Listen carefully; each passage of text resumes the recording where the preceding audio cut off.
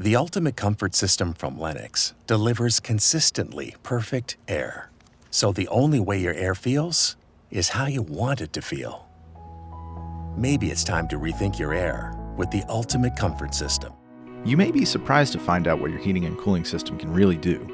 The air quality inside your home is more important today than ever, and the experts at HVAC Services are here to help. Cleaner air is closer than it's ever been. Contact us at hvacservices.com.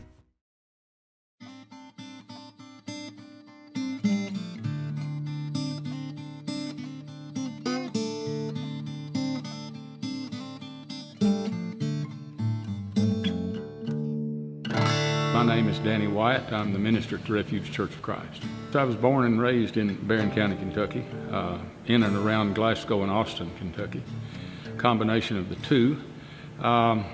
Went to Glasgow schools for 12 years, graduated in 1965 from Glasgow High School, was a member of the regional tournament championship team basketball in '65 and played in Freedom Hall in March. A proud upbringing from a simpler time still shows itself on Danny.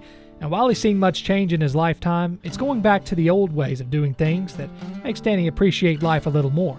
Barron County was a much slower paced lifestyle.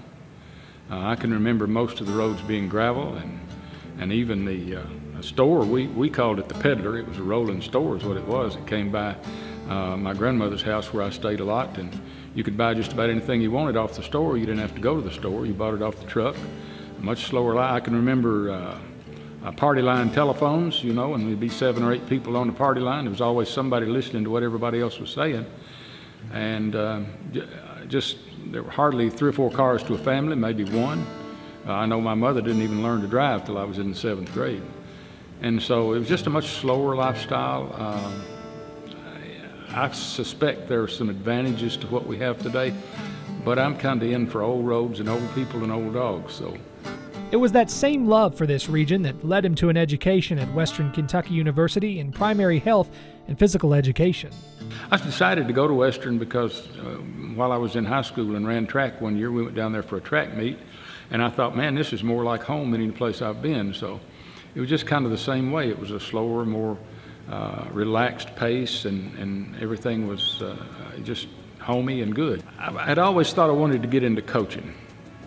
So I thought education is the way to go with that. So I got my degree in health and physical education and psychology to go into coaching, secondary education to my master's degree. But really and truly, I thought at one time I was going to be a construction manager. I went to work for Continental Church Builders out of Nashville, Tennessee for 3 straight summers. And then I was in training to be an assistant foreman with them, which would have moved me up to foreman. And I went to Shrewsbury, New Jersey to build a church building, went to Ottawa, Illinois to build a church building, and we built the one in Glasgow, Kentucky on Columbia Avenue. But then when I got out of school, I started work for a local roofing company as a foreman.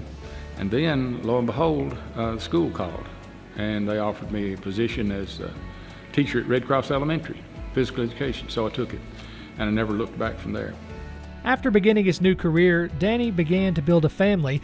He got married in the early 70s and had his first child in 1974, and then later on he would join another girl and another boy to his family. I wasn't married until the next year. We married in October of 1971, my wife Carolyn and I. She was actually living in Jeffersonville, Indiana, and we met through a friend of hers. And of course we met for last Sunday of June. We're married in October. I tell everybody we only had 3 dates and then got married. And we'll be married 50 years this coming October. We were both mature enough to know what we wanted to do rather than just jumping into something because it was there. And she was a couple years younger than I was. We both had gone to college and both had jobs and were both working. And we just, I loved her. So that's what people say you can't know you love somebody until a long time. Well, maybe not. I wouldn't agree with that. So, our son, Justin, he was born, we were married in October of 71, and he was born in January of 74. Our oldest daughter, Rachel, was then born in 76.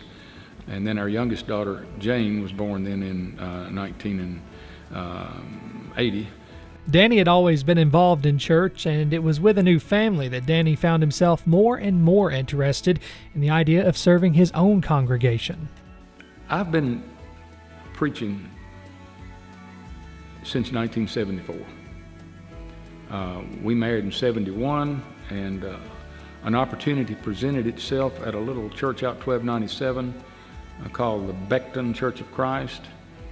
I was hired there or asked there to come and speak to them every other Sunday, and I did. There was a congregation of African Americans in town at the time called the South Morgan Street Church of Christ. Filled in every other Sunday for them, so that gave me every week for a while.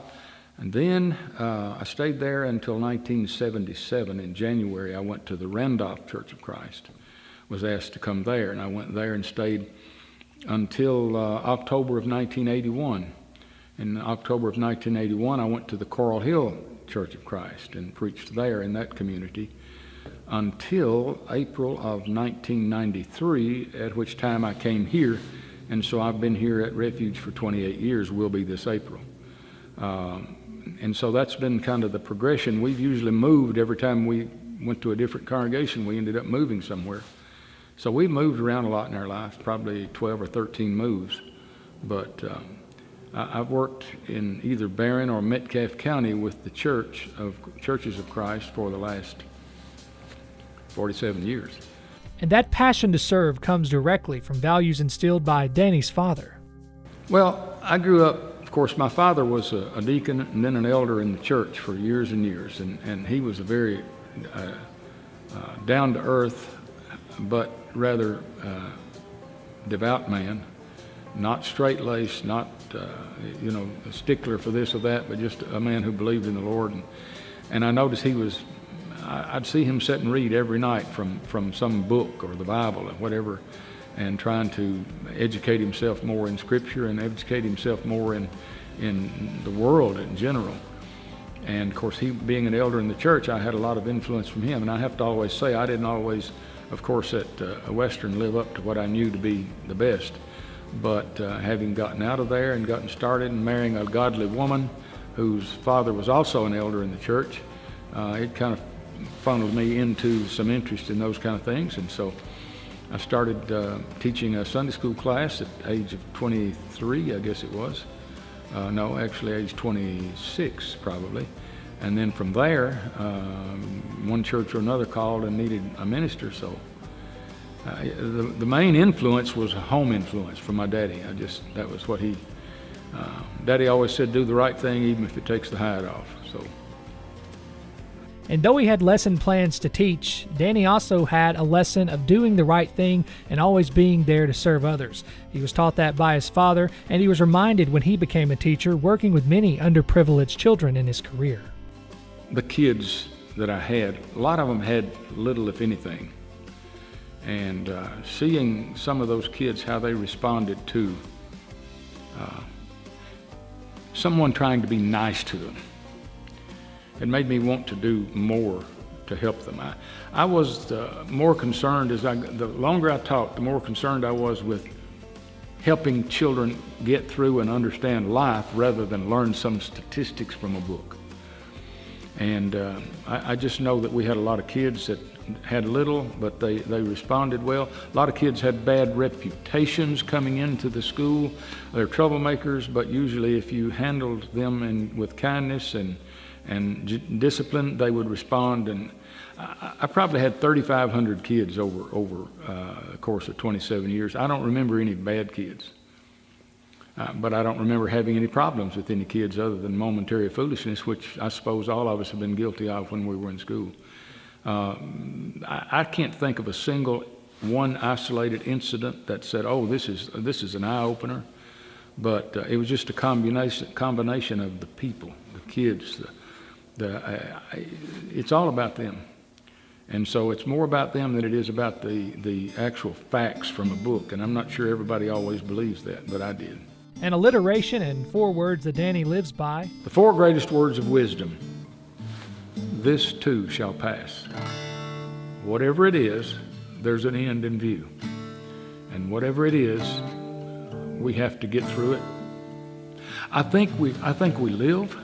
We need to live fully. We need to learn till we die. We need to laugh, because without the ability to laugh, even at our own selves, we're hung. And we need to understand that if we live and learn and laugh and love, that's good, because one day we're going to leave, and we want to leave it better than we found it. This is Danny Wyatt, and this has been Meet My Neighbor.